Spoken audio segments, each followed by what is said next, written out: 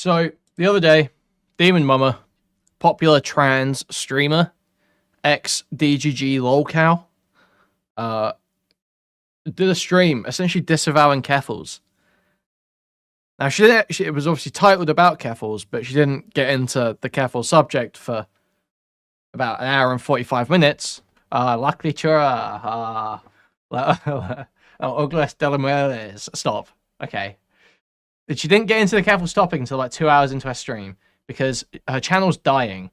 She was running about 600 average concurrence about 6 months ago. And now she gets about 200 or 300. So she's really on the downturn. Not looking good for Demon Mama.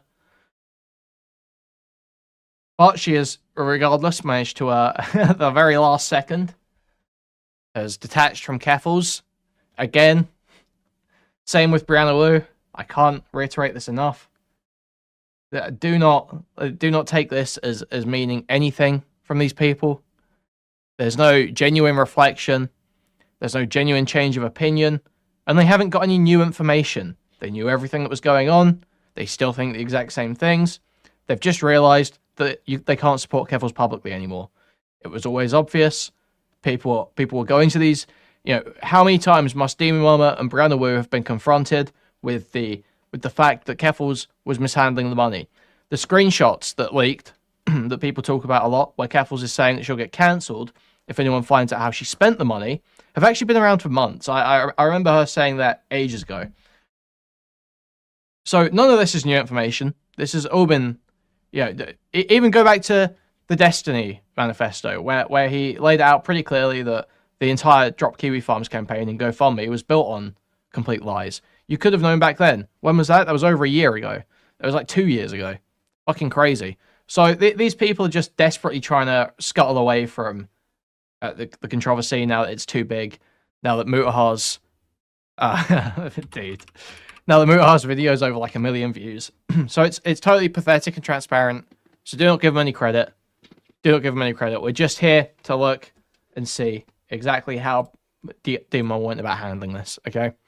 And I know, from having seen a little bit already, that she specifically avoids the DIY HRT and Catboy Ranch stuff. In fact, while she's talking about the DIY HRT stuff, Staroxvia, who wrote the big Twitter thread that all the transes cite instead of Mutahar's video, came into chat and said, shut up, stop talking about this, stop talking about this. You're damaging DIY HRT by talking about this. So we're going to just start watching from here. And, yeah, see how it goes. My lovely, lovely imps. Today, drama has come to our doorstep. And it has come to our doorstep in the form of a content creator who our community has a long history with by the name of Keffals.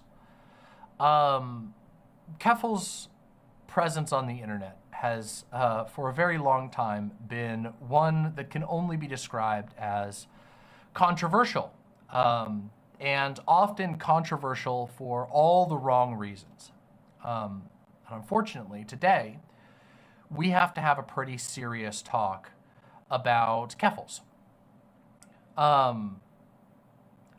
In advance, I'm going to ask that everybody keep themselves chill in chat, okay? Be cool. There are a lot of new viewers here today because obviously there's a lot of interest in this topic, and there's a lot of strong opinions on this topic from many different angles. I would really like it if people could be chill and not be weird freaks in chat. I would really appreciate that. And also, I think that is fucking impossible for your community, saying, Demon Mama, frankly. That if you think the solution to basically anything is online harassment, you have no place in this community. In my community, I have worked Gayfesh as a moderator, by the way. very, very, very hard. This is just a total lie. This is a complete lie. Demon Mama has specifically signal boosted, what was it, RGR? Riley Grace Rochon, some trans who's like a lawyer or some shit like that, I don't even know.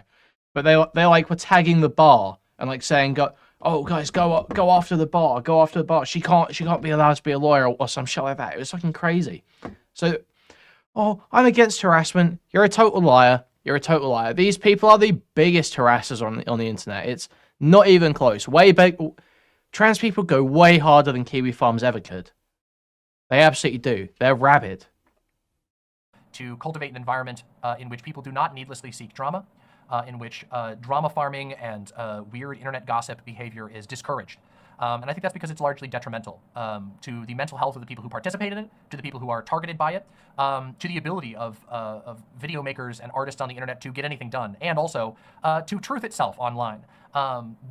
Misinformation and narratives are rampant on the internet, and I really feel like it damages our ability to figure out anything real, and it can induce a feeling of meaninglessness to everything that's done online. And that's tragic, because what we do online is not meaningless. It actually can be very impactful. Actually, it's really important what we do on these live streams. This community wants to find the truth to the best of our ability, and we always want to discuss things with compassion to the best of our ability. With all that said, we need to talk about Keffals. I have known Keffals for a very long time. I've known Keffals since before she was known as Keffals. I had always found her to be a very talented comedian. I've always found Keffals to be a very funny person, very skilled at making people laugh and making people laugh in unique ways. Keffals is a talented comedian? What is this fucking delusion? Name one Keffals joke. Top Keffals joke. Go.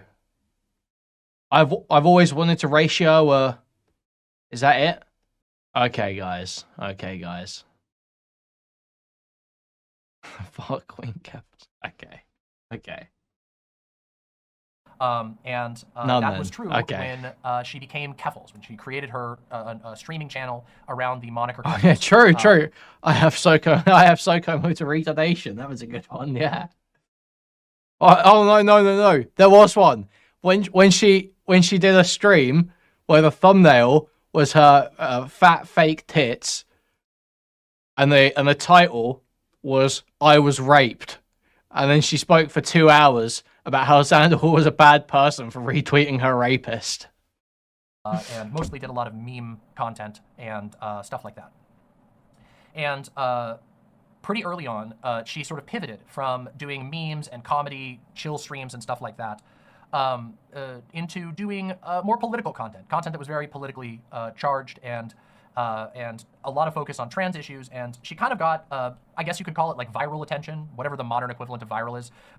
It's not really the subject of this section, but viral, as we used to understand, it doesn't really exist in the same way. But regardless, she got a lot of attention by doing basically Twitter ratios, where some heinous asshole would say something stupid on the internet, and she would show up and say ratio, and her post would get a whole bunch of attention instead of the post that was originally there. So the goal is that you want to create a ratio where the ratio of a reply, the likes, retweets, comments, etc., is higher than whatever the original one is. It's like a goofy internet flex, and that was all fun and fine and whatever. Although, of course, in the process of that, it definitely attracted a lot of mixed attention. There were people who were very jazzed about this, who thought it was really funny, a way of like being basically an internet troll for for generally good causes.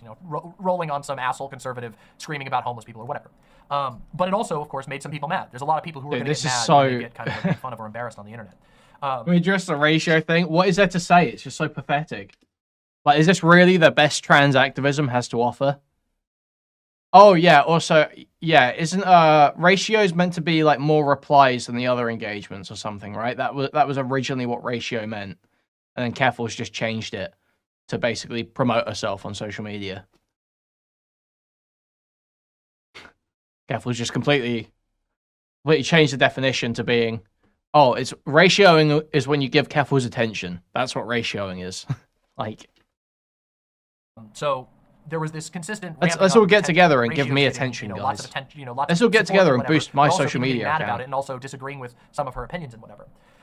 And this led to a lot of harassment being directed at Keffals when her community was very small. She had a lot of Twitter clout, I guess you could call it, for whatever that's worth. Hint: it's worth next to nothing. Twitter clout is not all that important, especially these days. But back then, it was a little more important. Point is, she had a lot of Twitter clout. She didn't have a huge stream following at that point. So there was a lot of harassment, and the harassment that was directed against Keffals during this period is fairly well documented. It's pretty easy to see. At least it was. Right now, I don't know if you can actually see her old VODs anymore, but I've been present and witnessed some of the harassment that was directed her way. And of course, myself being a trans creator on the internet who has disagreed with right-wing figures, as basically all of us end up doing eventually because of the way that the culture war is right now, I've experienced it myself. The reason I'm saying all this is because I want people to understand the wind-up to what we're talking about, and also to understand why I was fairly vocal and do not regret defending her fairly frequently in the early days of her career. I was a fairly vocal defender of Keffals early on because what I saw was bullshit. I saw people being unbelievably cruel, behaving psychotically towards a fairly small streamer who had basically done the equivalent of getting a dunk in on Twitter. And the response... It wasn't just that though, was it? She was brigading and trying to get people banned from platforms. It wasn't just... It was not just that she was ratioing. She was trying to get people banned and shit. She was like going after people and brigading the fuck out of them. Was people, you know, doing your typical internet 4chan era garbage, you know, posting horrific slurs in your chat, sending you pictures of gore, that type of stuff, just in massive amounts. And so, of course, early on, I had known Keffals from before she started streaming, and so I was very happy, and I don't regret that at all. I also, as Keffals started to build a political presence, had plenty of criticisms for her. And if you don't believe me about any of this, you can just search Keffals' name on my channel. And more recently, you could just search the term drama on my channel, and chances are you're going to see a video that contains at least some critique of Keffals, varying from a lot of critique to a little critique. I had a sort of infamous stream in which I talked about the use of the R slur, in which I very heavily criticized Keffals and some other people. And all of this, I have... Like, wow, so brave, Demon Mama. So brave. Thank you for standing up for the R slurs, Demon Mama. Thank you. Proud. We needed you. The way that I handled these things. And that, the criticisms and the defenses. And I wanted to talk about these because I want to be clear exactly what I'm talking about as we get further into this topic. The reason why, just as a side note, the reason why I bring up drama in particular is because... This is fucking horrendous. Fairly recently, in the sort of history of the Keffals channel, Keffals made some decisions to pivot into drama content. And I am not going to, I promise, I'm not going to make this whole stream about drama content, even though I could rant about it a lot. I have very negative feelings, if you can't already tell by what I've said already, about drama content, but particularly about channels that make drama content the center of their channel. I think that it incentivizes and requires behaviors that are incredibly problematic. And some of those we are going to end up discussing in just a little bit. Cry about it. Cry about it. A lot it. of my Don't care. Issues on a personal level that came up with Keffals, and also that came up with Keffals' community, happened when she decided to make this pivot into doing drama content. It was where I felt like there was a very distinct change in the atmosphere around her. No, I don't think it has anything to do with drama content, actually. I think that's fucking retarded. I think the issues with Keffals started coming up when she lied about the circumstances of her doxing and swatting in order to set up a GoFundMe, for which she solicited $100,000. I would say probably back then is when the issues came up, actually. In fact, I would say even before that, when she was running around trying to get people banned from platforms, is probably when the issues came up, actually. The community, and also in a lot of her behaviors. Yeah. So I figured that was important to bring up. Fucking There's also retard. another thing that I want to talk about, and this is going to be the center of what we talk about today, which is that I also advocated in favor of a GoFundMe that Keffals ran. Now, I want to talk about this GoFundMe, and I want to look at what it was, because this is going to be very, very important to what we're talking about today. Let's see. Let me get the date here real quick. When this was launched. I guess the date doesn't matter that much. Anyway, a couple of years ago, Keffals launched a GoFundMe. Claiming Destiny Scalp, acting like a mafioso. Yeah, literally going up to Melina at fucking TwitchCon, being like, listen, I got your husband banned. I can get you banned too. You can't get the date here. The date would have been August 9th, 2022. Keffals launched a GoFundMe. It was this GoFundMe. Twitch to live chat. Tyra Sorrenti Keffals Legal Fund. Now that name is really important. But we're also going to go over the description here in a second. Now, what happened to Keffals is that a few days before this legal fund went live, Keffals was swatted, and swatted pretty severely. For those who aren't familiar with the term swatting, swatting is when online people find your private information, including your address, and they use that information to convince the police to do a raid on your house, on false pretenses, obviously. It is a horrible, horrible situation that has resulted in injuries, death, and damage over the years to tons and tons of innocent people. Swatting is a genuinely terrible blight on internet existence, and it is a complicated issue too, because many probably got banned in police departments do not chat. have any protections in place to prevent swatting. In America, police departments are heavily militarized, they're heavily armed, and SWAT teams tend to react erring on the side of what they call caution, aka they would rather catch a criminal than necessarily verify whether or not there's actually a threat at all. I don't call that caution, but that's what they like to call it. What this means is that in a lot of places, it can be fairly easy, all things considered, to provoke a violent response on someone who has not done a crime by falsifying information. They're swatting for you. And this happened to Keffals, a thing that I wouldn't wish on any online performer or artist or anything like that. It's a terrible, terrible experience. And from everything that we've been able to see, the experience was horrifying, traumatizing. I don't believe that. I think Dean Momo would wish that on some right-winger. 100%. I disagree. Let's hear our statements about Marjorie Taylor Greene swatting next week, the week after Keffals swatting. Let's go back and see that. She got a video on that. So when this occurred, a bunch of Keffals' stuff was taken. Keffals was briefly detained and questioned by the police, all on ridiculous false pretenses that were fabricated by people who didn't like her online. And shortly after this event, she decided to set up this Clara Sorrenti Keffals legal fund. And this is where things get very messy, and it has been unpleasant to even prepare and go through and think about and learn about everything that's happened here. Early on, and this is before... What do you mean, learn about? This information has been in front of you the whole fucking time. The whole fucking time. What do you mean, learn about? How are you just now learning about it? Also, thank you for the $1.99, Abby. It reached the goals that it did, which, just for the record, this... Yo, thank you for the membership, RoboSoap. Thank you. Guys, now is actually a great time to remind you. Please like, subscribe, donate, buy a membership, gift a membership, buy a super chat, if you can. Thank you very much. We've got, what have we got right now? 156 people here, only 26 likes. Crazy discrepancy, okay, guys? Some of you freeloaders could please just move your cursor to the like button. Press the like button. That'd be greatly appreciated. Thank you. Okay, let's carry on.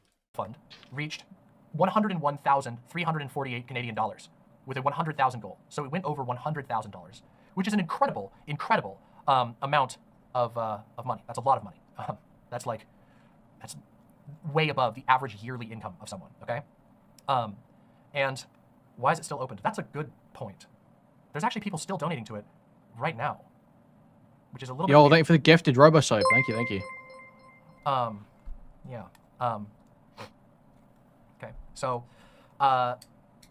early on, when this video, or when this section dropped, what Keffals was asking for was, I think the original amount was somewhere in the ballpark of 10K. Don't quote me on the exact, I don't really care about the exact number, it doesn't really matter. But the original ask was pretty low. And around that time, I was willing to promote this GoFundMe to my community. My community has a long history of generosity. Yo, thank you for the 5 gifted Truth Wizard. Thank you.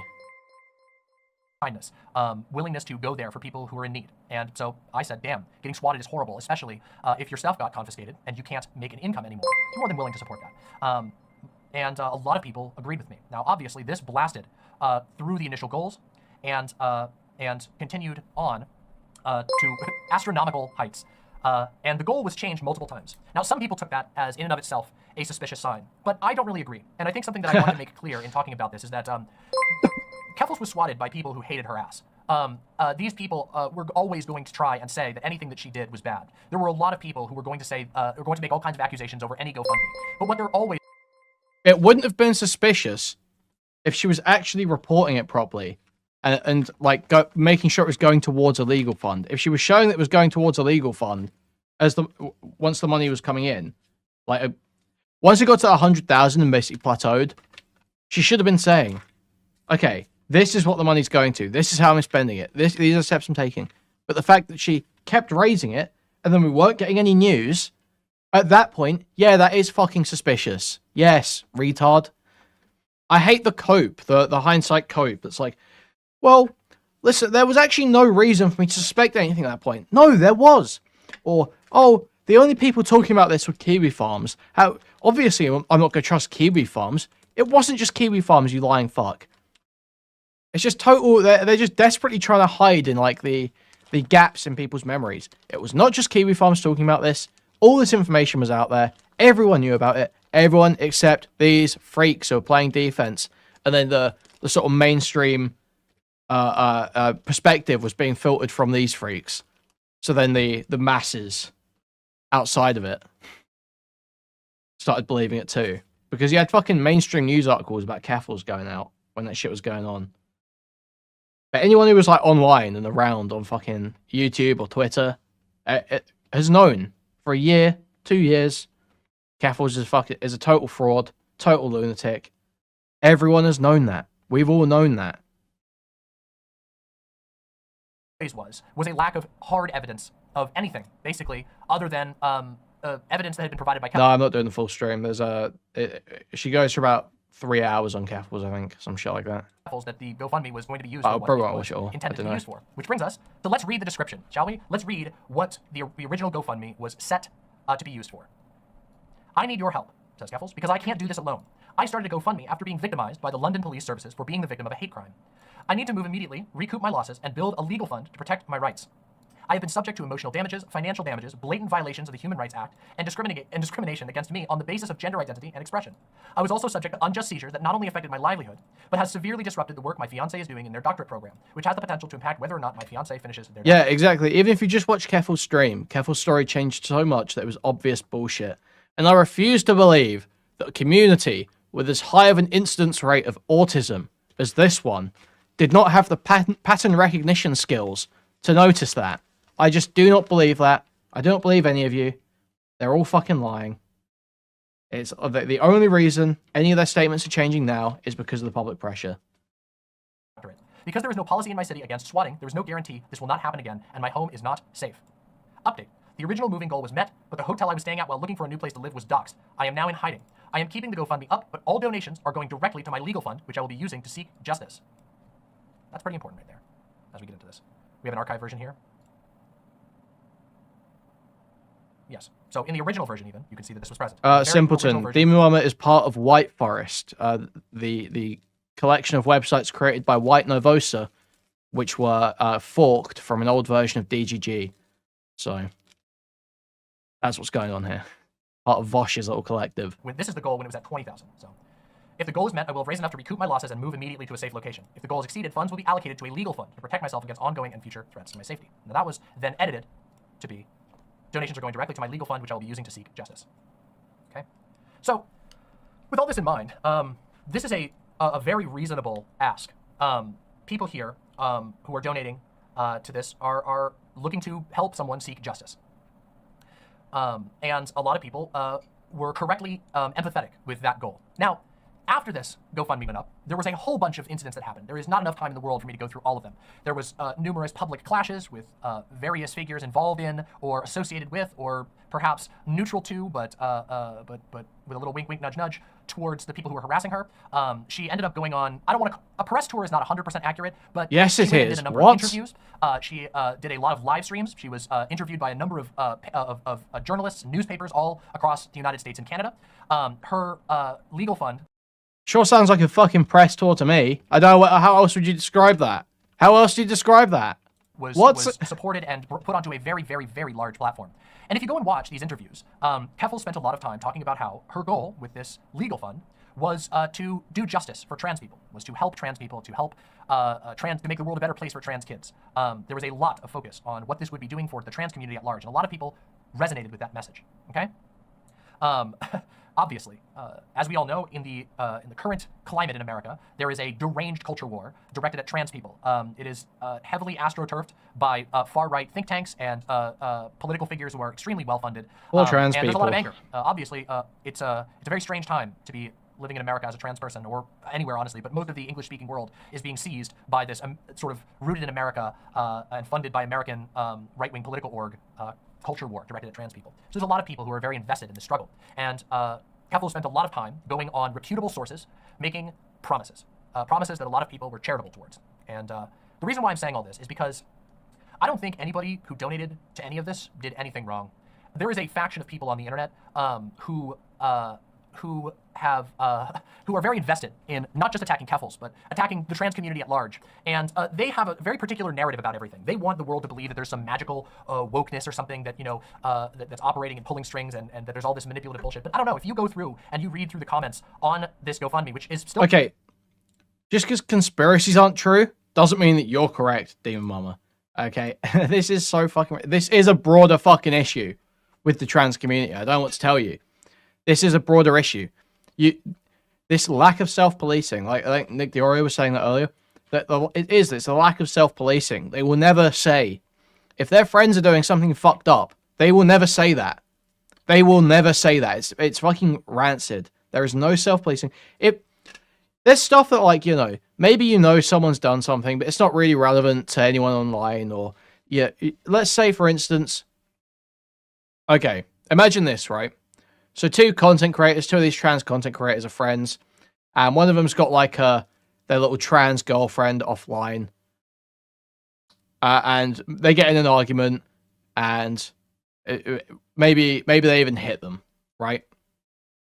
Let's say that it's either sorted through the police, or they're in therapy, they've talked about it, they're handling it behind the scenes, and there's no abuse going on, like, that involves the platform. It's just kind of like a toxic relationship. Let's say some shit like that. You probably don't need to come forward with that. That's probably something that can be handled offline. That's like, that doesn't really have relevance to the public. But when someone is actively engaging in harmful behavior that is affecting the people who engage with their platform and people ancillary to it, yeah, you have to fucking call that out and say that's fucked up and not play defense for it the whole time. They ran defense with DIY HRT. They ran defense with Catboy Ranch.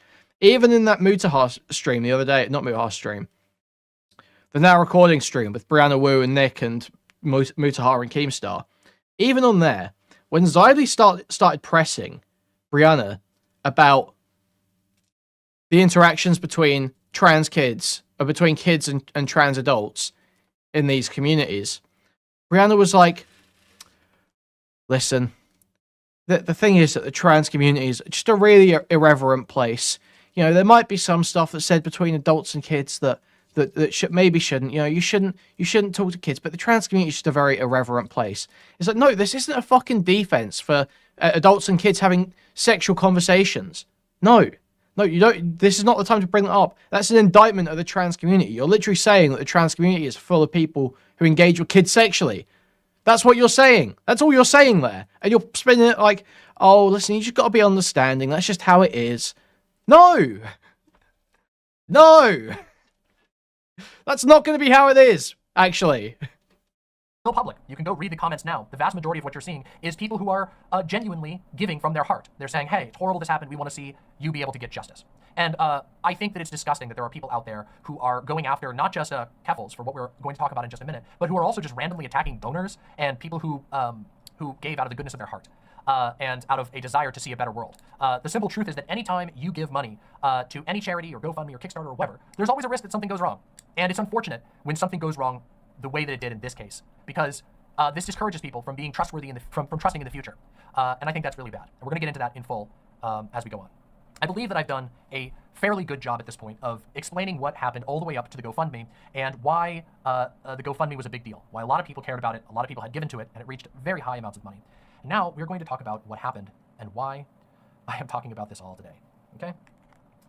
Today I'm going to be going over a thread that was put together by Twitter user Staroxvia, who I know. I want to say that before we even get into this, that I have independently verified all of the receipts that are present in this thread. So there is so much that we're going to be going over, but I am willing to say and vouch that I have seen all of these. Now, we'll talk about individual takes and whatever as we go through the thread. However, all of the receipts that are present here, I have seen with my own eyes, and I've independently verified them with the sources of those tweets, of those receipts. Sorry, not tweets. They're in the tweets, but yes.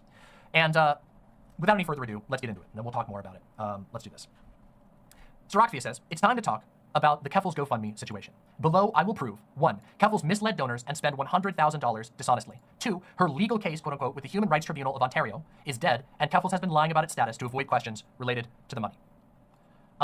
Is there a way that we can do this ourselves, should we desire? I don't know if you'll be able to directly verify all of these claims yourself. However, you can go read the thread here.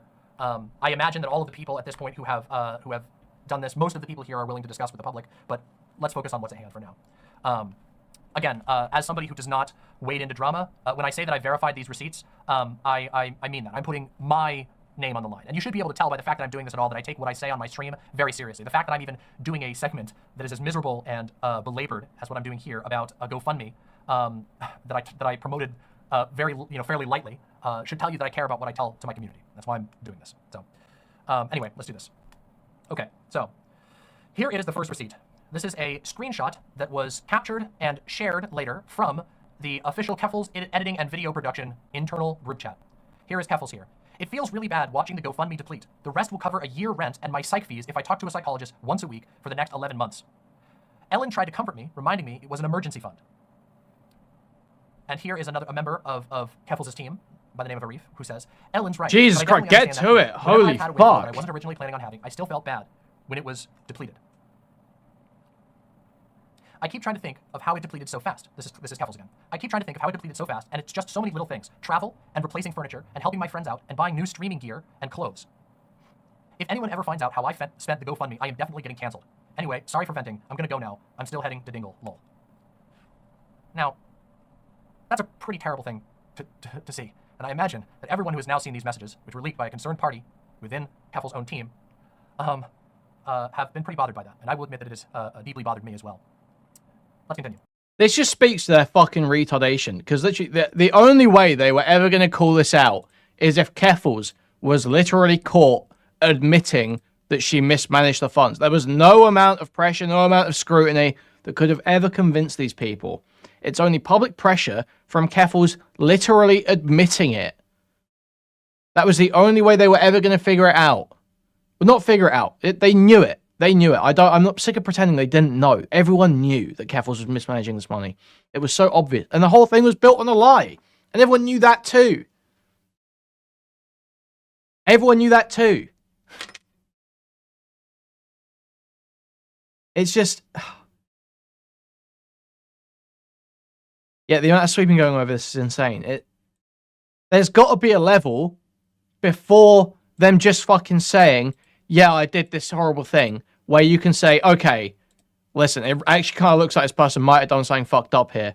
We should seriously, maybe people need to pull back from this person, and we need to take a look into this. But no, they literally have to wait until Keffals literally says, yeah, I stole that money. Okay, cool.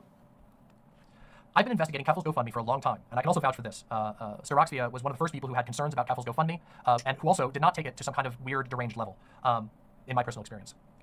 And now that a few pieces of evidence are public knowledge, I can share what I've found. TLDR, the above screenshot is real, and the legal case the GoFundMe was supposed to go towards likely isn't happening. Strap in, this is a doozy. And again, I can verify that I have seen the original versions of these screenshots, so, you know, on my word, as my presence, that is not a fabricated group chat. I've had that verified by people who were there for that conversation, myself. First, what exactly did she say she would spend the GoFundMe on? According to the GoFundMe description, $20K for recouping losses, moving to a safe location, and the remaining $80K plus for a legal fund. It's important to take this at face value since it's what she's saying directly to people donating. Now we see this, we just looked at this right here, but just for it to be clear, if the goal is met, I will have raised enough to recoup my losses and move immediately to a safe location. If the goal is exceeded, funds will be allocated to a legal fund to protect myself against ongoing and future threats to my safety. And here's the update. The original moving goal was met, but the hotel I was staying at while looking for a new place to live was doxxed. I am now in hiding. I'm keeping the GoFundMe up, but all donations are going directly to my legal fund, which I will be using to seek justice. On Twitter, Keffals has been less clear about how money was allocated, but here's one figure that I want to call attention to. This was shortly after the GoFundMe launch, and she gives a lower estimate of $60K for a trial, and that most of the GoFundMe is going towards legal fees.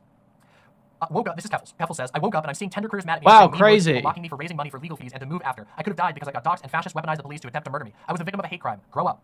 Keffals says, a 3-day civil trial in Canada is $60,000. The vast majority of the money I raised is going to pay lawyers, and the rest is to move and... So, I mean, like, what's the hate crime, first of all? What's the hate crime? And then you wouldn't, there was no chance of you ever dying there. It wasn't even like a fucking dynamic entry. It's just, this is just so obviously retarded. So much of this was proven untrue, like a year, 2 years ago. It's absolutely fucking infuriating. I just don't know why we let these people do this. It's sickening. So sickening. Pay me and my staff because I can't work until I'm safe. Making a trauma victim explain this a week after it happened is fucked up. In order to ask for help, I had to go public and confirm my home address to the people who want me dead. The crowd that thinks me quote tweeting them is violence, but laughs at me for facing actual police violence is not getting any sympathy. I do not care how my fans treat them. There's a lot going on in this, but the core of what we're going to focus on is this $60,000 claim, okay? So, let's continue. She also reiterates that the non-legal portion of the fund is going towards moving and recouping her losses, but in my... Like, this is the shit we were saying. Keffals, I donated to your fund, and I give you permission to spend all the money on cocaine in June of 2023. So not even that long ago. Less than a year. Less than a year ago, we was tweeting, I give you permission to spend all the money on cocaine. This is someone who says they have, the reason they stood by Keffals is because they have so much compassion for Keffals' addiction. She just sees herself in Keffals. At best, this is enabling. At best, This is this is actively enabling an addiction, saying, yeah, that's really based, actually, that you're an addict. It's cool that we're so supportive of addicts. Exactly, right? At best. At worst, this is just like straight up sweeping, denying. This is being complicit in the scam. This is saying, it doesn't matter how you spend the money. I don't care how you spend the money on your fucking platform. Try and bat away criticism. But it doesn't matter how Keffals spends the money. We don't need to see any receipts. I give you permission to spend it however you want. And now, less than a year later, it's, oh yeah, it's really terrible that Keffals ran off with that 100k. No, it's not, you fucking lying piece of shit. This is so transparent. So transparent. In my investigations, I found that she had no concrete losses to recoup. Keffals was swatted on August 5th. She later said that all of her devices were returned to her 3 days later. Let's listen to this clip. I eventually got my stuff back in like 3 days and got an apology from the chief of police. That's nice. So yeah, that was really nice. Not nice how they responded to the situation, but I'll take it. I eventually got my stuff. Yeah, John Sanchez caught me. So yeah. Now, this is only one clip.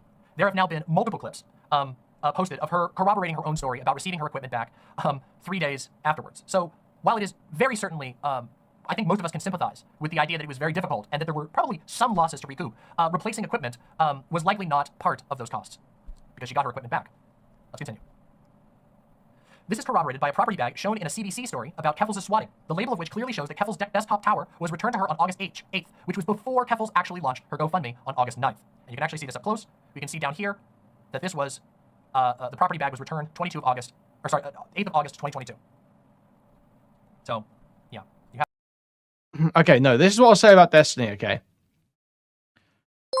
Listen. We're about to do Destiny Defense, alright?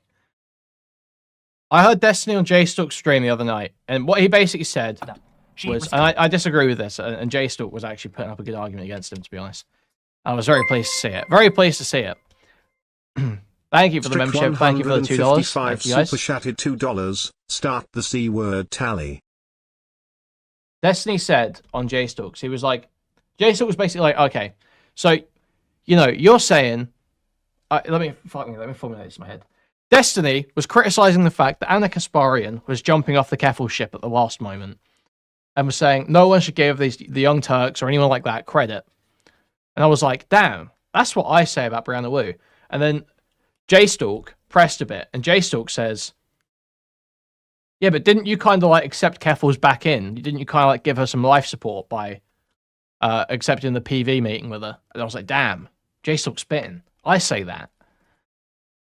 And Destiny said, look, I don't think anyone has to consider, and I disagree with this because he contemplated taking down the Keffals manifesto.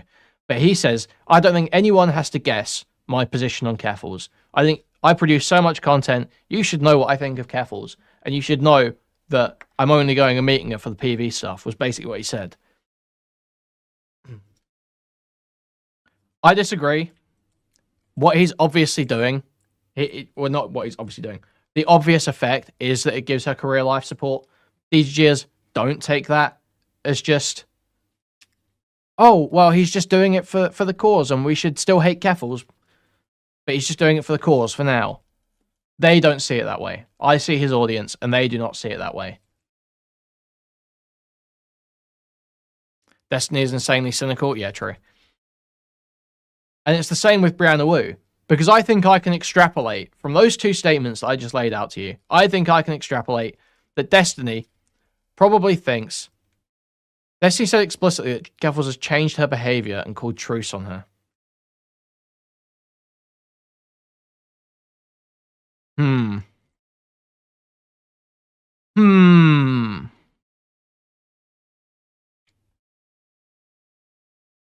I mean... I imagine he would probably justify that statement with saying that she wasn't trying to get him banned anymore. That she wasn't trying to slander him anymore. I would assume. But obviously that is literally what I'm criticizing, right? That's him saying to his audience, oh yeah, Keffals is fine, and putting her on life support. Alaska as well, Destiny literally said he was on the forgiveness arc and was trying to wipe slates clean. He said he was willing to give her charity / benefit of the doubt after she apologized. Sure. Yeah, but again, that sounds like he's talking about personal beefs between him and other people, not broader, like, moral issues with a person, right? I feel like that'll always be his explanation there. That's got to be that. I know 100% that is what he would say. Well, all I ever wanted was to make sure that I wasn't getting fucked with. Okay, bro. Thank you. Yeah, exactly. That's what I'm saying. He was speaking about his beef with Keffals. Yeah, that's what I'm saying. But I think, regardless, I think from those two statements, you can extrapolate that Destiny's position on Brianna Wu is don't give her credit for abandoning Keffals. Don't give her credit for changing her opinions. She obviously hasn't really changed her opinions. This is just a switch on Keffals. But I would appreciate if DGGers could extrapolate that same message, because the sweeping is fucking crazy. This suggestion that there's been some genuine reflection or genuine change is fucking delusional. Completely delusional. According to this, she received her personal equipment back before even starting the GoFundMe. Additionally, a former editor of Keffals shared with me a copy of Keffals' financials from May 2022 to July 2023. In it, we can clearly see that in August of 2022, Keffals earned over $13,000, which is actually higher than the surrounding months. So this is the finance sheet that was shared by an editor from the inside, who was, again, extremely concerned about the way that this entire situation unfolded. So you can see all of it here. And as you can see, the month of the incident was a significant increase in site donations and general donations for her channel. So in this month, there was not only support coming through her standard avenues for revenue, but also through this GoFundMe. So people were donating, her own fans were shelling out in order to support. Couldn't it just be that Anna isn't tuned in on that level of online drama? Destiny is a freak. Perhaps, maybe, here's a suggestion. If you're a journalist, you should put the time in, the time that you're paid for, to research a story and see if there's any evidence that may change your position or change what you want to say about it on your show. And her GoFundMe then appeared in order to bring in another $100,000, which is, again, quite a lot of money. So let's continue. To reiterate, Keffals did not have any losses to recuperate. She wouldn't see a decline in revenue until 2020. There's just no excuse for any of the journalism, quote-unquote journalism, that was done on Keffals. It was done entirely in bad faith. It was entirely in bad faith. There was not a genuine attempt to interrogate the facts. People who wrote about it were totally happy to ignore, gloss over any research, any facts, any evidence, to just say, trans good, KF bad. They were totally happy to do that. It was bad faith. There was not a genuine interrogation of the story. It did not happen. 23, after she went to rehab, which you can see again reflected here. Her losses only start to begin when she goes to rehab, down here. So you can see the amounts, they fluctuate, but they fluctuate within the before and after, and there's about 4 months of increased income and a few months of... Exactly, it was all just, this trans streamer is owning the far right. That's the entire thing. That was the whole level that they engaged with. The most shallow look at it possible. But there's no real decrease until March of 2023, when she goes to rehab, which was a public thing. So let's continue. Keffals also very likely did not use the $20K to relocate to Ireland, and instead paid at least a significant portion out of it, out of pocket. By 9/4/2022, Keffals was established enough in Ireland for publications to write about it, and this is a link to articles that were writing about her moving to Ireland. The next day, she would have an infamous conversation with Winter, where when asked if she had used any GoFundMe funds for a PI, strongly implied that she hadn't spent any of the GoFundMe funds yet. And here's the screenshot. This screenshot has been, of course, verified multiple times by Keffals herself. Winter, I don't know how much money you think I make, but I was going to make 6 figures this year before the GoFundMe happened. That wasn't the question. Quit flexing on minorities, Whitey. Okay, this guy just genuinely seems like a weird piece of shit. I don't know who this is, but I don't mean to. I'm sorry. You brought up money for some reason. Did you pay for the PI out of the GoFundMe money? No, the GoFundMe money is currently in savings until I need to use it. I don't know who this Winter is, but whatever. I don't know how that translates to flexing on a minority. Wait, is... Demon Mom, are you laughing at Kiwi Farmer's jokes? Stop that now. What the fuck? You can't do that. I will say it is kind of weird to boast about making 6 figures, but anyway. In this exchange, you can also see how she can afford this. She was on track to make 6 figures in 2022, which is corroborated by her financials from earlier. This also adds context that up to this point, she never mentioned she's fucking rich, or at least it was at the time. And this is one area where I'm going to just mildly disagree with Staroxvia here, which is to say that, I mean, 6 figures is a lot of money. 6 figures Canadian is a lot of money. I wouldn't really categorize that as fucking rich, but it's certainly more than any of us present. Oh, I don't know. Actually, there's probably some of you in chat who do make more than that, but at least I don't make more than that. So that's a very significant amount of money for a streamer to make. That is, in fact, very good for a streamer to make. And yeah, I mean, depending on how far the amount goes, but if you're like making $101,000 in a year in Canadian, that's a good income, but it's not fucking rich in my personal opinion. Again, this is a nitpick, but I told you I was going to do that. That's it. That's all. It's way too much to be begging online for a fucking fundraiser. Way too much to be running a fundraiser. Let's continue. This adds gravity to the situation, given that trans people are forced to beg for scraps online. So an already wealthy woman using a GoFundMe for an important cause instead of using it to double her income isn't just evil, it's an insult to every trans person struggling to survive. And I couldn't agree with Starakvia more on this particular point. In fact, I think that's one of the saddest things about all of this. So I'm going to take a moment out of reading this thread to talk about that. I know a lot of trans people. And I know a lot of trans people who have had to use GoFundMes. Trans people, as a demographic, are one of the most financially insecure groups of people. Especially right now. Trans people face an incredible amount of employment discrimination, and many young trans people especially face staggering levels of family disownment, which is one of the greatest predictors for financial success in your life. If you are somebody who has a supportive family, your likelihood of financial success goes way up on a pure statistical level. And a lot of trans people, have to turn to other measures. They have to turn to a community, to found families, or to broader communities who are willing to do it. I've seen a lot of trans people raise money in the days, in my days, okay? And I can tell you that I've seen almost none ever say that they are going to fight for trans people with their GoFundMe. In fact, what I see is I see trans people ask for pittances. I see a family of 4 trans people, a little polycule of 4 trans people who are housing insecure, ask for $1,000 so they can make a bill, basically going online and having to be incredibly vulnerable to the world at large, put themselves into a vulnerable position and say, I need help. Get a job.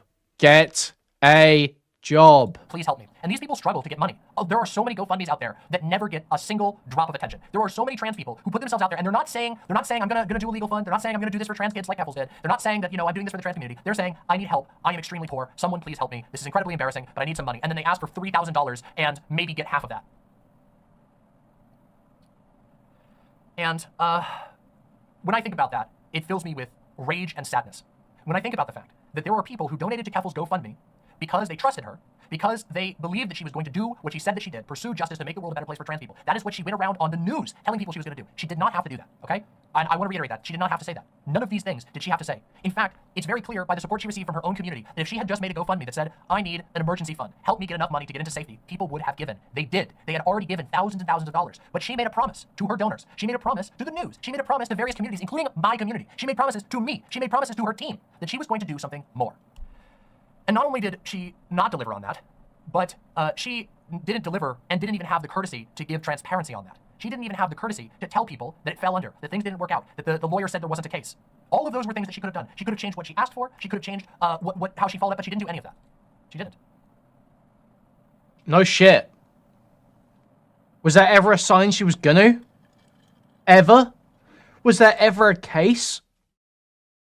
Was there ever a reasonable case? The details of the police situation have been broadly known since Destiny released his fucking manifesto. That everyone's known that shit. Everyone's known. This police misgendering shit was a retarded exaggeration. Everyone's known. She didn't wake up with an assault rifle in her face. Everyone's known this. We've all known this. Where was the fucking case? People believed her because they saw all kinds of people vouching for her, and because she made concrete claims. And as time went on, those claims did people like you.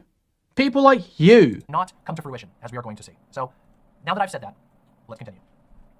Before I get away from myself, here's the link to the original exchange with Winter, which shows that it occurred on September 5th. This is, if you want to go verify the exchange with Winter, you can actually go watch it here at this link on Odyssey. We're not going to do that because it's a whole stream. I've checked it. Anyways, while it seems that Keffals didn't need the GoFundMe to get to Ireland, she wouldn't settle down until October. This brings us to the screenshot, which was taken by a former editor for Keffals on November 30th, 2022. So this is a couple of months after the GoFundMe reached $100,000, where Keffals says all of the GoFundMe money had either been spent or earmarked. And this is this one we said before. I'm going to go through it one more time. This is from November, okay, the end of November 2022. Keffals here says, it feels really bad watching the GoFundMe deplete. The rest will cover a year of rent and my psych fees if I talk to a psychologist once a week for the next 11 months. Ellen tried to comfort me, reminding me it was an emergency fund. Now, real quick, I'm just going to hop back here. Legal fund. Emergency fund. Legal fund. Oh, wow, you're firing all fucking cylinders tonight, aren't you, Demon Mama? Holy shit. Arif says, Ellen's right, but I definitely understand that feeling. Whenever I've had a windfall that I wasn't originally planning on having, I still felt bad when it was depleted. And Keffals says, I keep trying to think of how it depleted so fast, and it's just so many little things. Travel, replacing furniture, helping my friend out, buying new streaming gear, and clothes. Now, none of those things sound like a legal fund to me. In fact, none of those things sound even remotely like a legal fund. In fact, most of those things don't even sound like an emergency fund. No shit. Now, I'm going to hazard a guess, and I'm going to say that there were a lot of donors to the GoFundMe that would have been okay with her spending it like an emergency fund because they cared about her safety and they thought that she was doing a good thing. But I'm going to guess that even among the people who would have been okay if it was used as a sorry, I just feel like we're not getting the full experience here. Let's run this back about many levels of fan life ever and see people do really bad. We need to get the full experience from this. From myself, here's the link to the original exchange with Winter, which shows that it occurred on September 5th. This is, if you want to go verify the exchange with Winter, you can actually go watch it here at this link on Odyssey. We're not going to do that because it's a whole stream. I've checked it. Which was taken by a former editor for Keffals. And this is this one we said before. I'm going to go through it one more time. This is from November, okay? The end of November 2022. Keffals here says, "It feels really bad watching the GoFundMe deplete. The rest will cover a year of rent and my psych fees if I talk to a psychologist once a week for the next 11 months. Ellen tried to comfort me, reminding me it was an emergency fund." Now, real quick, I'm just gonna hop back here. Legal fund. Emergency fund. Legal fund. A distinct difference. Arif says, "Ellen's right, but I definitely understand that feeling. Whenever I've had a windfall that I wasn't originally planning on having, I still felt bad when it was depleted." And Keffals says, "I keep trying to think of how it depleted so fast, and it's just so many little things. Travel, replacing furniture, helping my friends out, buying new Oh, Winter isn't trans. Winter's a Kiwi farmer. streaming gear, and clothes." Now, none of those things sound like a legal fund to me. In fact, none of those things sound even remotely like a legal fund. In fact, Wow, most shocking. of those things don't even sound I'm like an stunned, emergency really. I'm fund. stunned. Now, I'm going to hazard a guess, and I'm going to say that there are a lot of donors to the GoFundMe that would have been okay with her spending it like an emergency fund because they cared about her safety and they thought that she was doing a good thing. But I'm going to guess that even among the people who would have been okay if it was used as an emergency fund would have felt at least a little bit misled, okay? If it turned out that by emergency fund, it turned out to be giving money to my friends, buying new streaming gear, buying new clothes, paying travel costs, not moving costs, travel costs. So going and doing things out in the world, traveling. To me, what that sounds like is that money was raised for a legal fund with a small portion that was designated for an emergency move fund. And there's all kinds of things, I believe, that would be covered by an emergency move fund reasonably. You could charge food to an emergency fund. You could even say that certain pieces of furniture might be required for certain types of a move fund. But just real quick, anybody out there, if you got $20,000, just cash, nothing else including your normal income, if you had $20,000 to furnish a new apartment, don't you think you could do it for significantly less than $20,000? You know, $20,000 is like what a lot of major corporations pay high-level employees as moving bonuses, okay?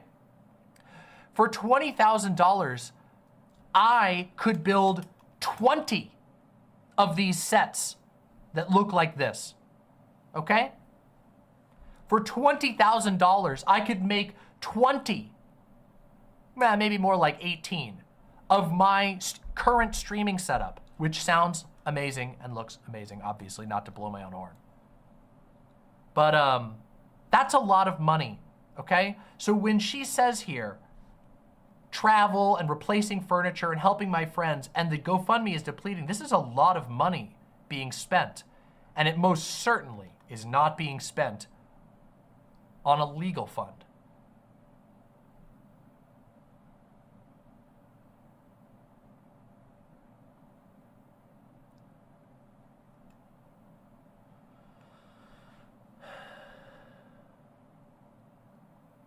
Now, a small pause here. I need to double check my data here.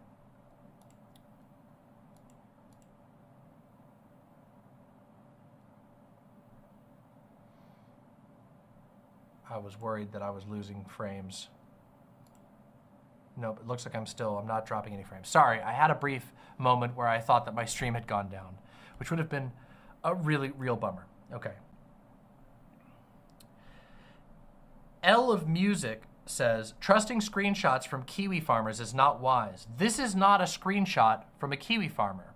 And in fact, you'll note that so far, literally nothing that I have claimed is from a kiwi farmer to my knowledge. Now, I don't know, Winter might have been, but those were not just shared by Winter. That conversation was streamed and shared by Keffals. Keffals herself has verified those ones. So, with all due respect, please be careful with your allegations and make sure you know what you're talking about, because these screenshots did not come from a kiwi farmer.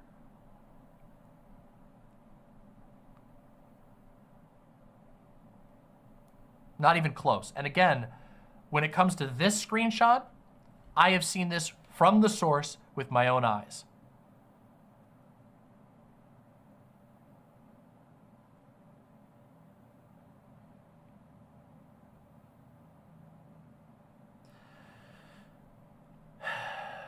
Let's continue, please. We're going to talk about a lot of other stuff. We've got a lot more to talk about. Let's continue.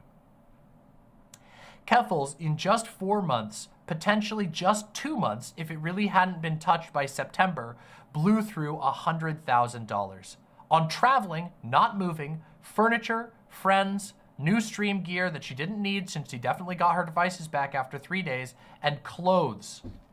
Sorry guys, I'm eating. 1 second, The rest okay. was for a year of rent and therapy, neither of which was outlined by the GoFundMe. I can even tell you how much she spent on rent. She would later tweet on her private account that her rent during this time was $2,400 a month, which is $28.8K that she had allocated. And here is a screenshot that was taken by multiple people from her private.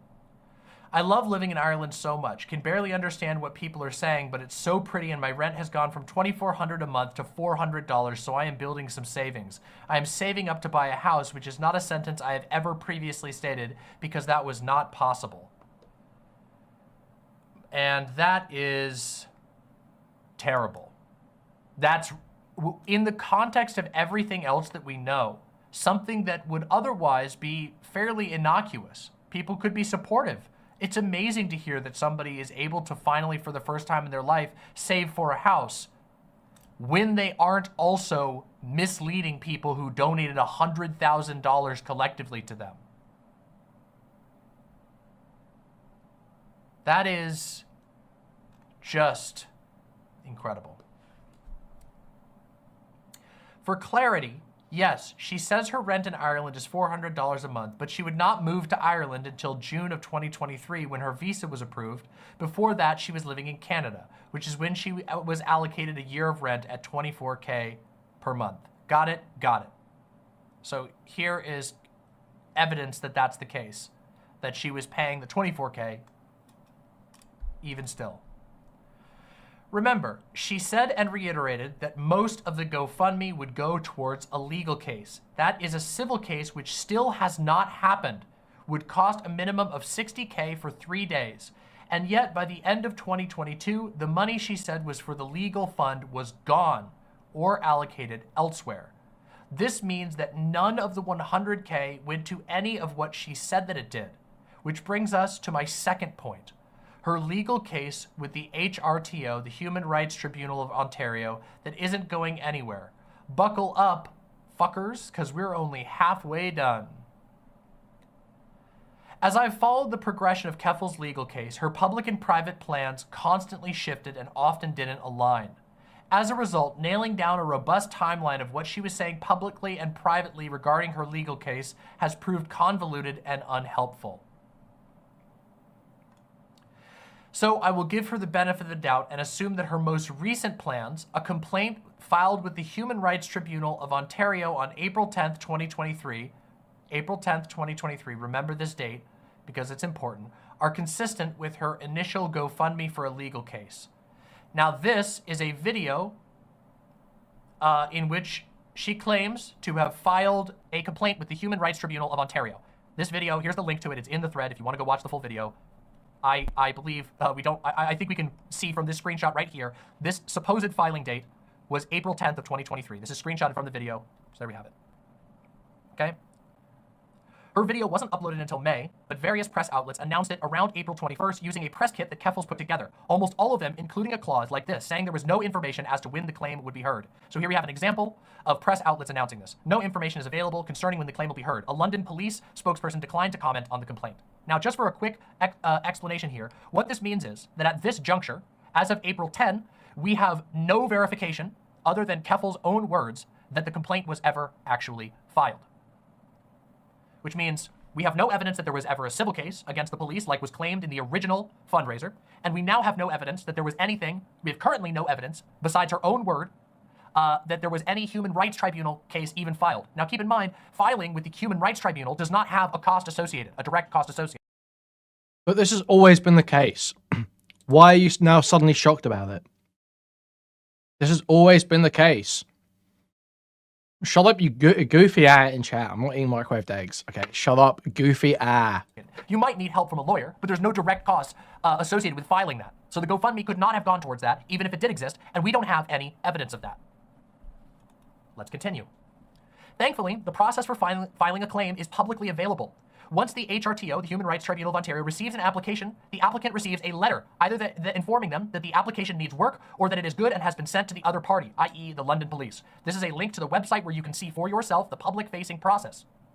Importantly, let's read through this. After you file a Human Rights Tribunal of Ontario complaint, once your application has been received by the HRTO, you will receive a letter that includes your HRTO file number. The HRTO will review your application to determine next steps. If the application is incomplete or more information is required, the HRTO will let you know. You can contact the HRLSC for legal advice and guidance responding to notices received after you file an application. If the application is complete, it will be sent to the respondents named in the application and any others who may be affected by the application. A labor union in the case of an application filed, e.g. a labor union in the case of an application filed on the grounds of employment. Next, the respondents must submit a Form 2 response to the HRTO. The HRTO will share the Form 2 with all parties. As an applicant, you have the option to file a Form 3 reply after receiving the Form 2. After the HRTO has received these documents or expiration of deadlines for filing these documents, an adjudicator will complete a jurisdictional review followed by an outline of the next steps for the parties. So this outlines the exact process of which there would have been documentation that could be publicly verified, of which we've seen none. Let's continue.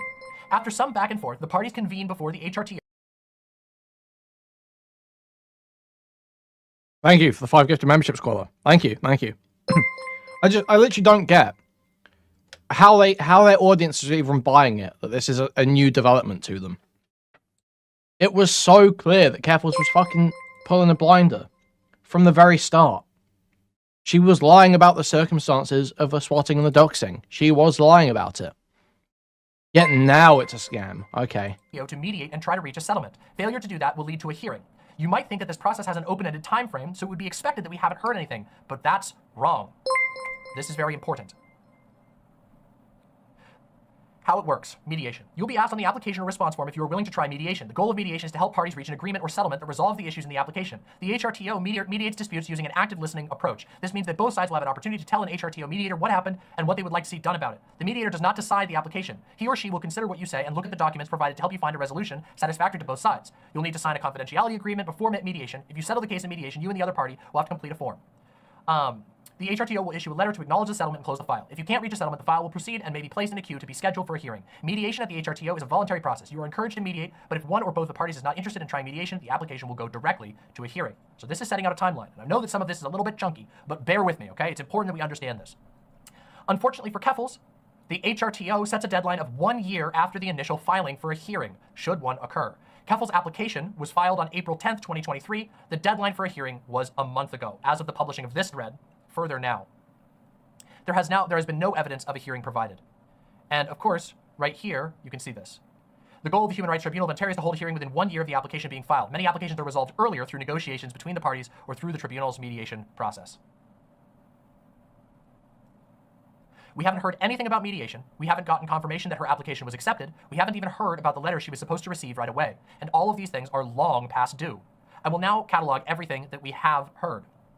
The next that we would hear about the HRTO case was in October 2023 when the London Police concluded an investigation into the sexual assault allegation Keffals made in her application. And notably, the London Police were made aware of the allegation through the media, not through HRTO. We're going to read this real quick. Sorrenti, that's Keffals, 29, launched an Ontario human rights complaint against the London Police in the spring, seeking $125,000 in damages for injury to her dignity, loss of income, and special damages. In the claim, Sorrenti alleged a female officer pressed her hand against her breast during her arrest and said, "Yep, it's a she," quote unquote. London police learned about the sexual assault allegation from a media report on April 23 and notified Ontario's police watchdog, the Special Investigations Unit. According to the report, Deputy Chief Paul Bastian will present Thursday. SIU Director Joseph Martino notified... This was such a retarded... This is so old as well. This is old information. We knew this. 22nd, that there were no reasonable grounds to proceed with a criminal charge and the case was closed. The London Police Professional Standard Branch launched an internal probe into the conduct of the officer, along with related policies and services. The report says.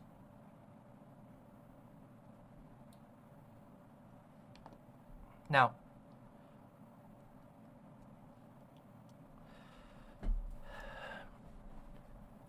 we're getting kind of deep into the weeds here, but there's a lot of this that we will never know the truth about.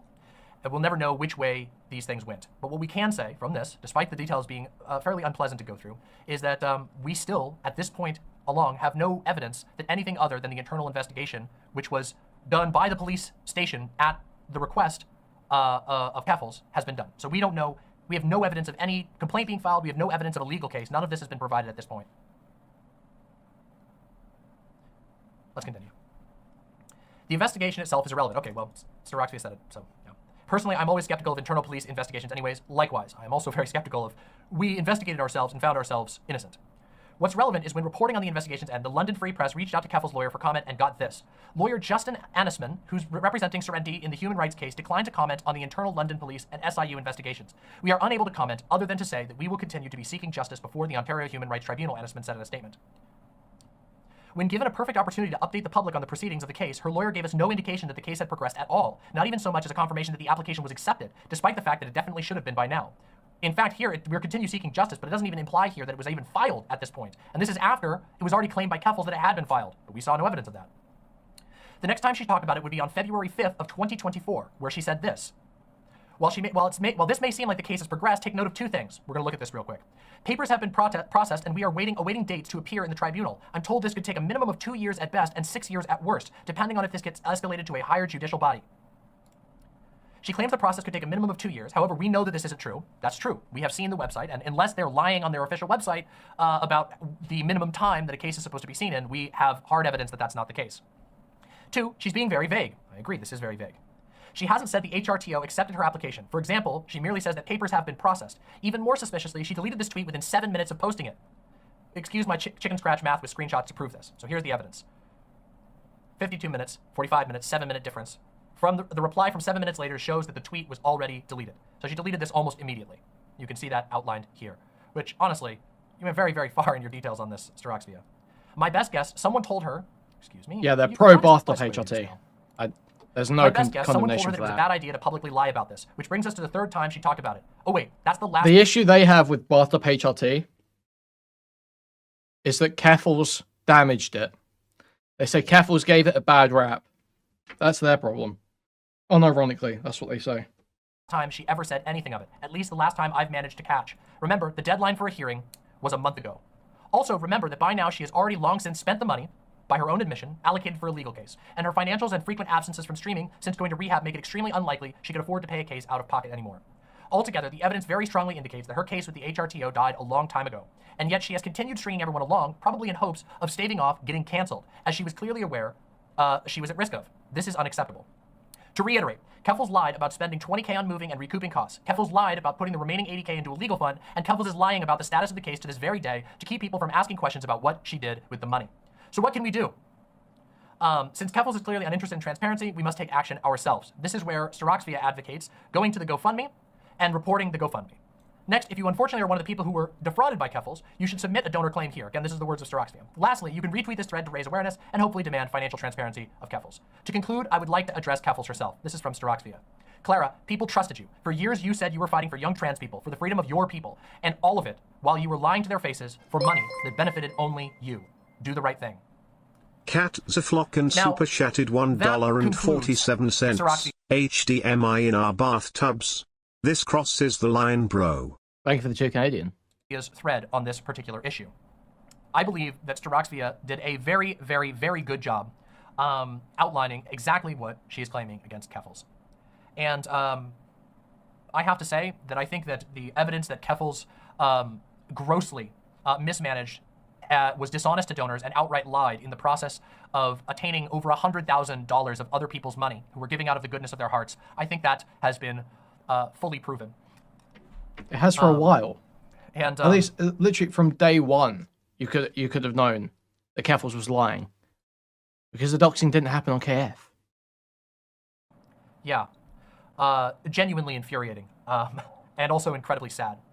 I know a lot of people who gave money to that fundraiser, who were willing to trust and were willing to take a risk, and it's extremely unfortunate to know that the attitude that was taken towards it is one of continual can kicking, one of, at times, almost outright disdain. Now, there are a lot of people who talked about this GoFundMe in what I consider to be very bad faith. There are a lot of people who were critical of it, which I completely understand, but there were a lot of people who went very far with that, with very, very little evidence. But that is not... Oh yeah, everyone else was the one being bad faith. Yeah, of course. You totally ignoring the problem. This wasn't bad faith. This wasn't at all. No, it was everyone else. Okay. Here, okay? Just your little insular community where you were all protecting her. That's everyone there was being good faith. Okay.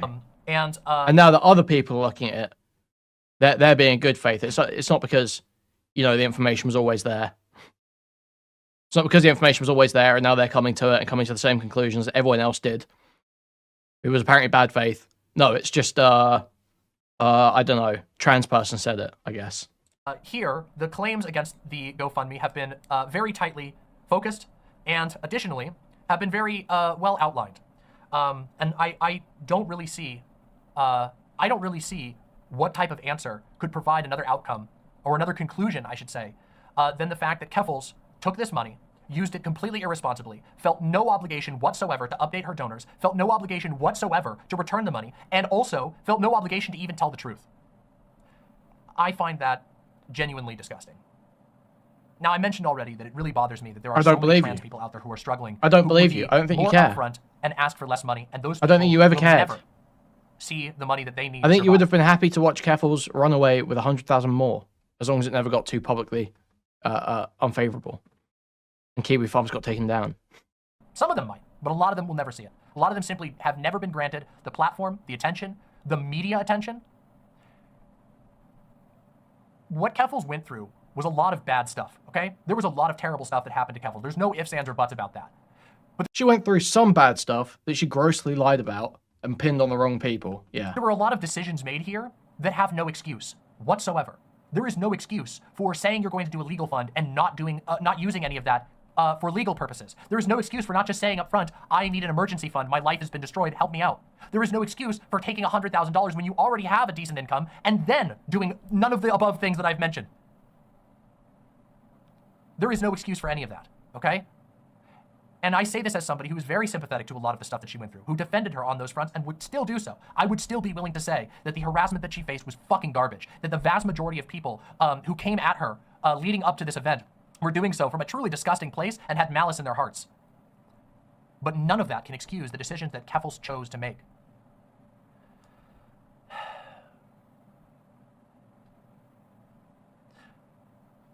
Axolotls with Cream says, I will continue to say it. Victims can do bad things. That doesn't mean they aren't victims. I agree. And also, it doesn't mean that what they did isn't bad and doesn't deserve to be talked about. The reason that again, to restate, the reason that I'm bringing this up and talking to everybody about it is because I myself was a donor to this GoFundMe. I gave a not small amount of money to the GoFundMe. Way back when it was a lot smaller, to be fair. I also said, hey, people, help out. This is someone in need. And it feels bad. It feels bad to know that not only did things just not work out well, but that there was extreme deception in this process, that there was an active element of dishonesty, an active avoidance of responsibility. Yeah, deception that was already detailed and exposed like a year ago, 2 years ago. Yeah, we know. An active avoidance of basic communication with people who gave out of the goodness of their heart. Look, it is difficult to admit when you're wrong. It is difficult to say I fucked up, okay? Everybody, all of us knows that. Every human on the planet knows that it can be hard to own up to something. But when people have given to you out of their pocket to you for nothing in return, the least that you owe them is the truth, okay? The least.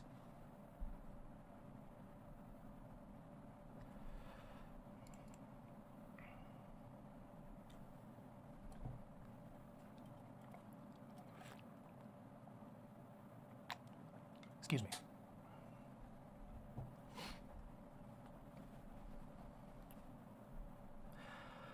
Now, there's a lot of other things that we have to talk about.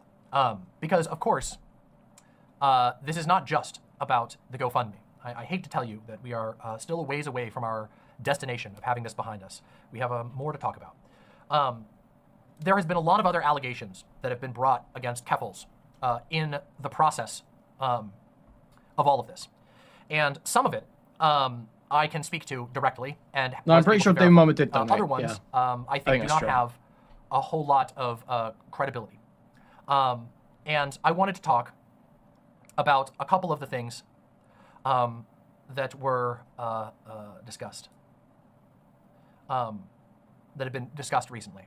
The first one, oh God, this is all so stressful to discuss. Okay. Privately and publicly, you all can probably take a look at, if you're a regular viewer of me, I know that tonight there's dude, she's actually about to fucking, like, having to walk out and do this. She's about to fucking blow up. Oh, okay. People who are not regular viewers of me. Yeah, true. Okay, guys, now's a great time to remind you, guys, remember to support the stream, okay, guys? If you want to see more content, okay, remember to like the stream, donate, buy a membership, gift a membership, buy a super chat if you can. Thank you very much. Thank you. So welcome to those who are here who are not regular viewers of me. I hope you find the way that I talk about this valuable, insightful, and focused. But those of you who have been with me for a long time, you all know that there has been an increased public distance between myself and my community and Keffals and her community for some time. As I mentioned before this segment, and a little bit during the segment early on, a lot of that came from the fact that she decided to pivot her channel at one point into making drama content. And drama content is something that I feel, to put it lightly, very negatively about. I think that it is incredibly toxic. And I think if you just go look at her channel and you look at the recent stuff that she has put out on her channel, a lot of it is pretty bad. A lot of it is what I would consider to be somewhat similar to the very same behaviors that led to people obsessing over her channel. It is finding a person that you think is bad, obsessing over them, digging into them, etc. Based? For my part, I did not want anything to do with that. In fact, I made a fairly scathing video earlier a couple months ago, talking about my desire. But that behavior is the only reason anyone's talking about this right now. That behavior is the only reason Keffals got caught out. That is the only reason Keffals got. So you can cry about it. But even what Staroxvia is doing is just another version of that. And Staroxvia only did a fucking Twitter thread because of the Mutahar video.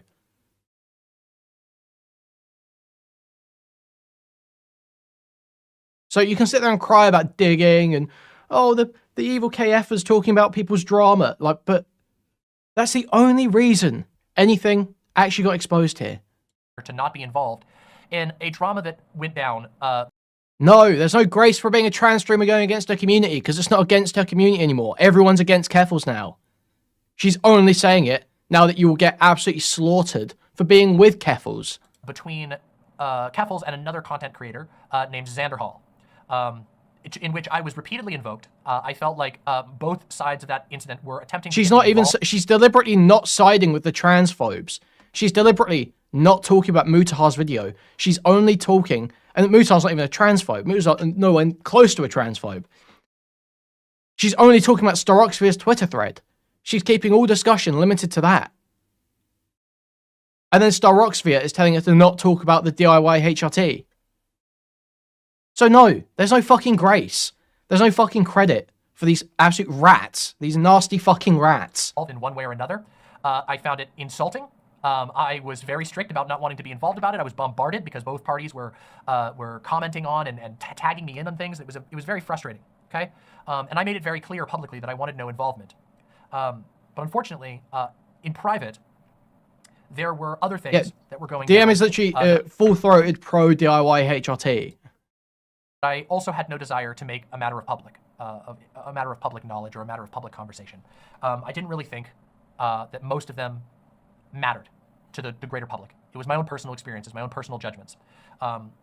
I felt like, and I'm going to talk about them now because... Yeah, they're upset Keffals got caught. Just a minute, but I felt like Keffals was veering into very dangerous territory with regard to her behavior towards drama, with regard towards how she wanted to angle her community, what she wanted her community to basically do, and also towards the types of actions that she was willing to engage in her conflicts with. But she was always like that. She's always been. She was going up to Melina at TwitchCon saying, "I'm going to get you banned if you don't fuck off."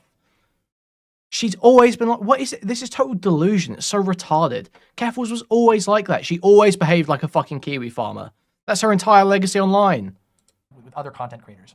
And fairly more recently, I was made aware of a number of other fairly concerning things that I feel are necessary to talk about, because I feel that what this demonstrates is not just a willingness to be deceptive, but a willingness to use underhanded tactics, some of them very extreme, in the name of getting social media victory.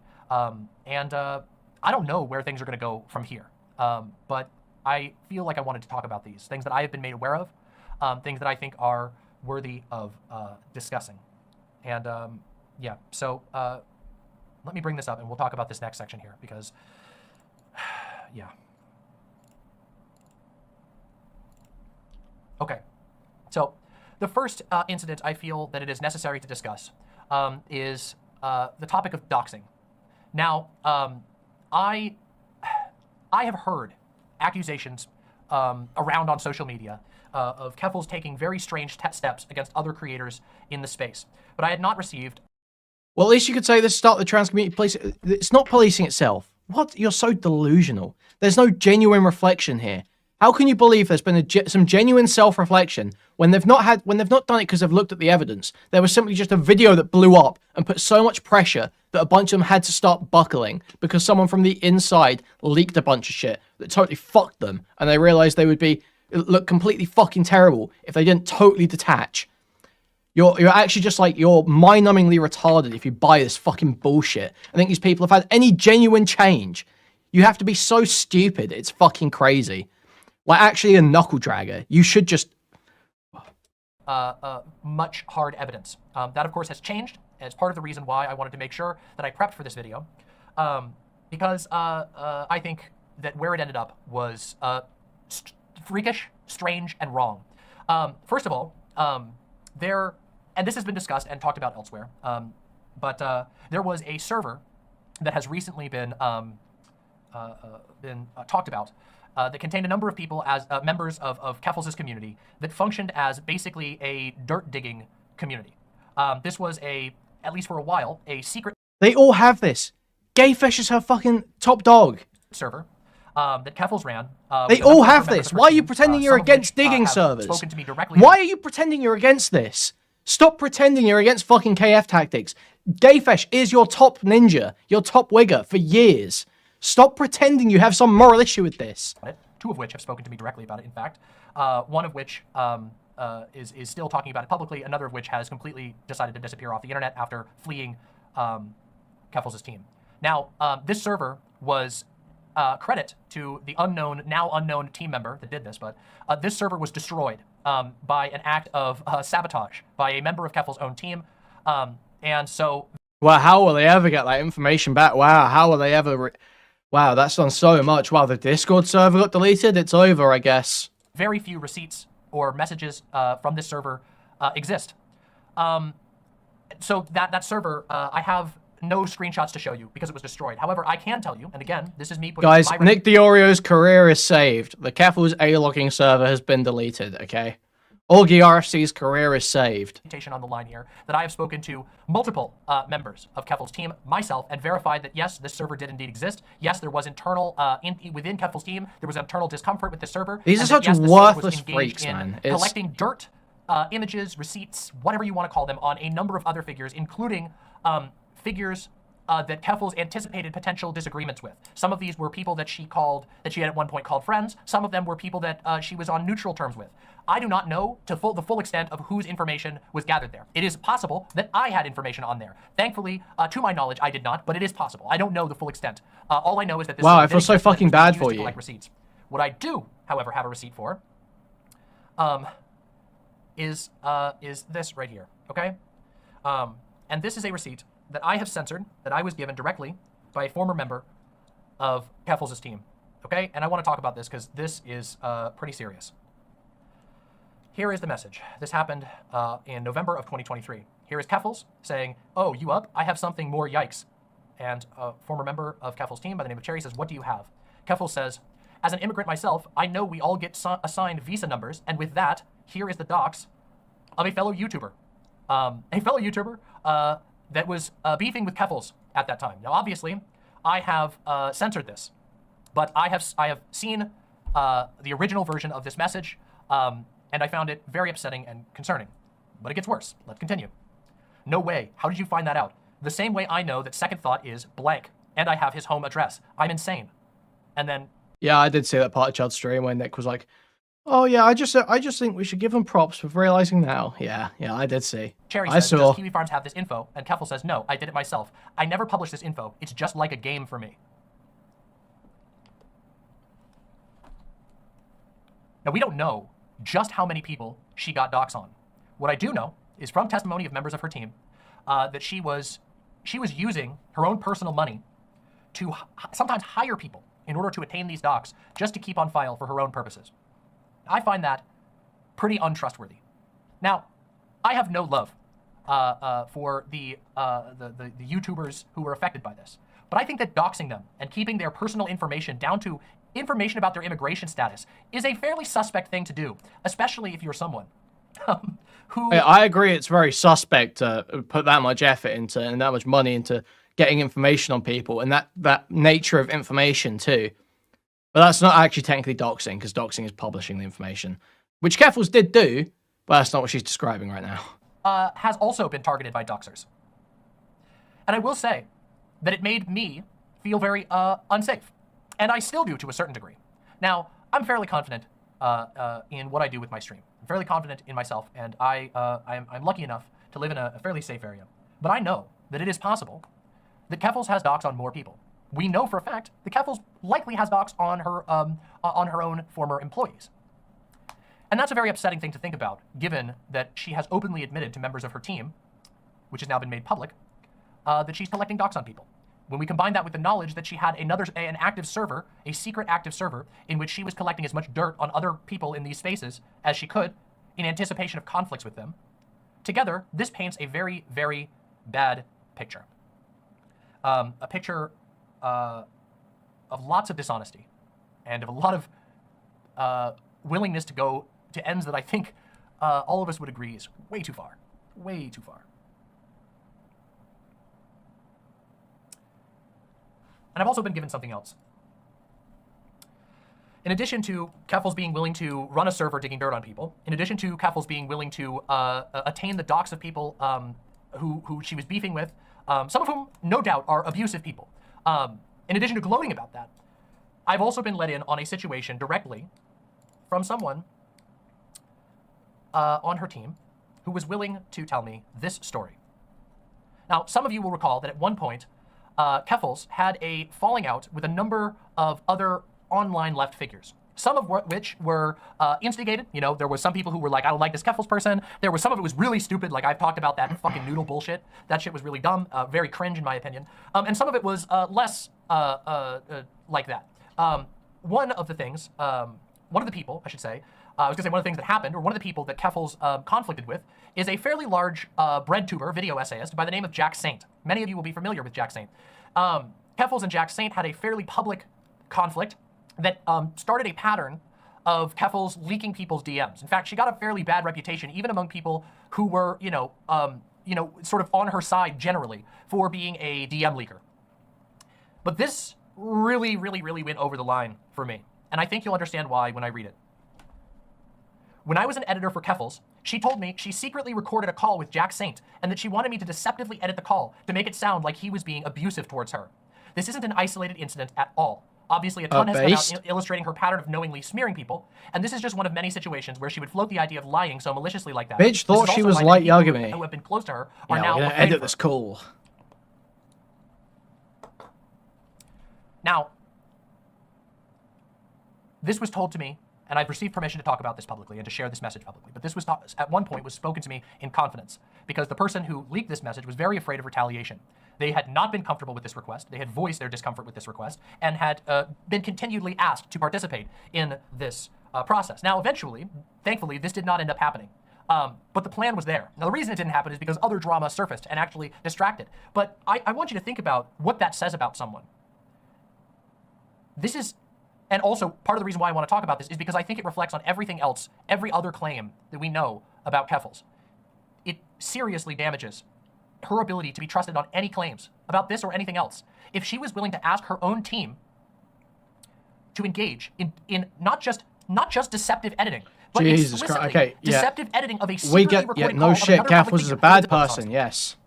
Yes, we understand, kind of wonder, yes. Right? Through all of this stuff coming out, through all of the discussion, Keffals hasn't said anything. Keffals hasn't followed up and cleared up any of these claims. She's just gone quiet. And Crazy that. What the next step is really going to be. And I think it's a real possibility that that instead of any type of accountability or any type of apology to a community, Isn't that there's more crazy? of things like this in the future. Do you blame anyone in her life for being afraid? Do you blame any of her team members who obviously know that she had their docs from being employees? Do you blame anyone for feeling scared of that? Do you blame any of her colleagues who were less well endowed monetarily, people with smaller platforms, from being unwilling to speak out? Because I don't. I can't. You know?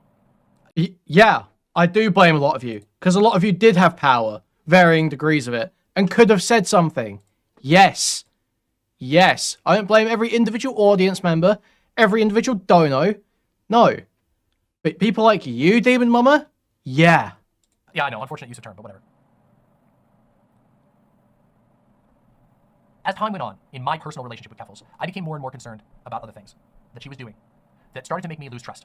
Now, on the GoFundMe thing, I did not have hard evidence of where she went until fairly recently, all things considered. I had tidbits here and there, but it took me a long time to be able to put together a case that I was comfortable talking to you all about. And I think you guys can understand why I felt it was necessary to talk about you all. Oh yeah, listen, guys, Demon Mama was putting together a case, okay, guys? She was putting together a case. Any day now, Demon Mama was going to come out with her own expose about the GoFundMe. Mutahar and Star Oxford just got to it first. She was putting together a case, guys. Don't worry. She was on it. I know it seems like she only just started caring, but she was actually looking into it the whole time. Spudgun super chatted $10. DM needs to utilize their own bathtub HRT and insulin Jesus and become Christ, a statistic so that we no longer. Thank you. No longer have to sit through this yapping. Thank you for the $10 Spudgun. With this. And also why I feel it's so stressful. And also why it's so frustrating that there's so many things. There are so many claims that have been levied against Keffals that do not have any evidence for them. Nothing. But it is so hard to filter through everything when you have someone who is willing to lie this much, who is willing to go this far, to deceive and to continue benefiting from other people, to put the wrench on other people. Now, no doubt, Keffals went up against some pretty heinous people, okay? But a lot of the people that we're talking about here, do you think Jack Saint deserved to have a plot to be privately recorded against his will and to have a plot built against him to deceptively edit the call to plan his cancellation? Do you think anybody deserved that? Do you think the people who were getting dirt gathered on them, on her now destroyed, thank goodness to whoever did that, now destroyed server? What makes me so sad about this situation is that basically everyone else, except for Keffals, has lost out because of Keffals' actions. This hurts genuine fundraising efforts. It hurts anyone who, out of the goodness of their heart, thanks for the 999 Topher. Mr. Frex super chatted $9.99. Please don't get banned, chatters, THX. To be fair, if doobies haven't got me banned, I'm sure those won't, but... reasonably said, wow, some of the shit that you're going through is bad. It hurts everyone's ability to sort out anything about this situation. It is a disaster, an unmitigated disaster, and the bulk of the damage is being absorbed by people who aren't Keffals.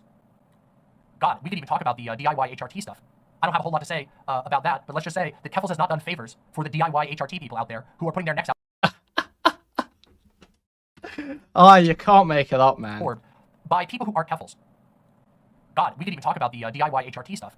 I don't have a whole lot to say about that, but let's just say that Keffals has not done favors for the DIY HRT people out there who are putting their necks out to save people. A lot, and I mean a lot, of negative attention has been driven directly towards them as a result of Keffals' actions. Severe damage has been done to HRT networks that are... Yeah, who are those DIY HRT network suppliers again? Oh yeah, Chloe, Bob posting, who's currently rotting in a cell for robbing a bank. Essential reputational damage, notwithstanding, not just reputational damage, I should say, but financial and physical damage. That's too bad. That's terrible.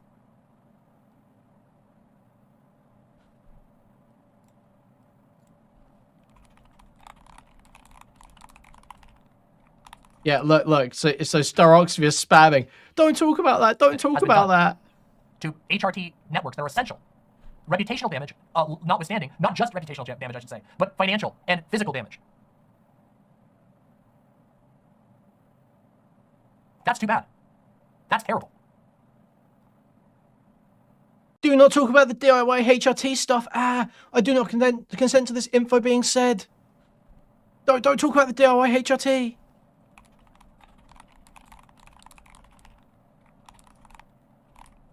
Why we're watching this, freak? Because all of these roaches, all these individuals who are scuttling away after the Mutahar video, trying to burn Keffals on the way out, need to be addressed, okay? Need to be addressed.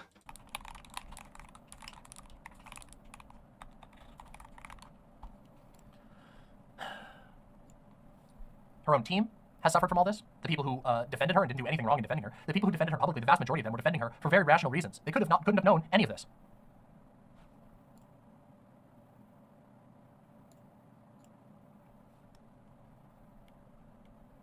Yeah, my keycaps are nice, right? Sorry, I have to respond to things once in a while. Yeah.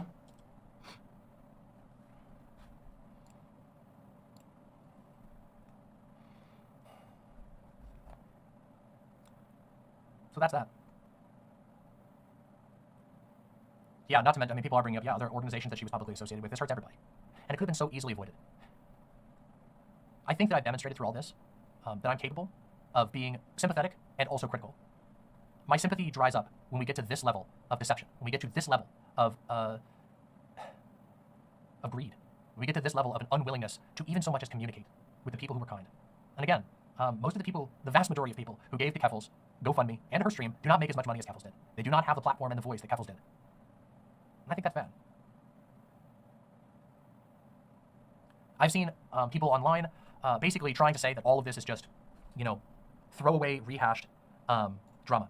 But I don't think that's true. I mean, it is. I don't think that's true. And I'm someone who is willing to say, I was willing to say to people, if you don't have hard evidence about the GoFundMe, then get the fuck out of my face. Because I don't operate off of vibes. Okay, I don't like operating off of vibes. I don't know if you can tell. There was always hard evidence. What do you mean? We had hard evidence that the setup was a lie. That Keffals had lied about key details of the reason why she needed the money. I was willing to tell people that. And eventually, I got the hard evidence. I got the hard evidence from people who were not out there spending all day tweeting about Keffals. I got the evidence from people who actually put their nose to the grindstone and found out the truth. I got evidence from people within Keffals' own team who were willing to speak up about things that they felt were wrong. These were the people who were the closest, the most invested. A lot of whom were severely mistreated by Keffals, by the way. Just on a personal level.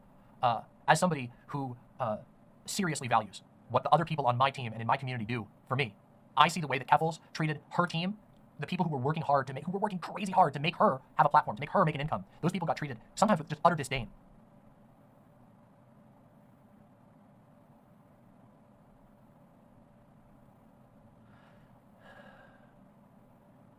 Travis T says, genuinely, Demon Mama, your policy of not operating on vibes has made you one of the only people I feel would be a reasonably trustworthy source to talk about the situation. Too many people go off on stuff like this half-cocked. Look, I want to give a lot of credit to Staroxvia over on Twitter, @Staroxvia. Staroxvia did a lot of work to compile all of this in one place. And of course, I saw these things before it went public. I was asked to do my own structure and not to just jump and dump things. I don't. If people ask me to hold off and they want to protect their sources, I respect that. But I want to give a lot of credit to Staroxvia for being willing to compile all of this in one place so we could use this as a jumping off point. There have been, I'm talking so many people over the last few years who've had things to say about Keffals, and most of what they've had to say has been useless. In fact, there have been other videos out there that spend half the runtime of their video talking about things that have absolutely nothing to do with the serious things that Keffals did wrong and fixating on what I would consider to be laughable evidence. So I want to provide credit where credit is due to Staroxvia for putting the most essential details in one place. Like what? Now obviously, I went and verified these things. I have spent, I can't even begin to tell you how much time I've spent thinking about this, okay? Thinking about this and putting together what I want to say. It has been a lot of time. And I also recognize that there is a very real chance that myself and other people face some kind of repercussion for even talking about this. Given everything that I've shown, I think you can conclude why most of us would come to that conclusion, that there is a chance that there will be some kind of vengeance or what's the... Yeah, I hope Keffals lashes out all these people and they all take each other down in one fucking horrible ball of fire. Please, please, please, please. Okay, maybe we should move on from this. I don't know if I can fucking stomach any more demon mama. Making me feel ill looking at this thing.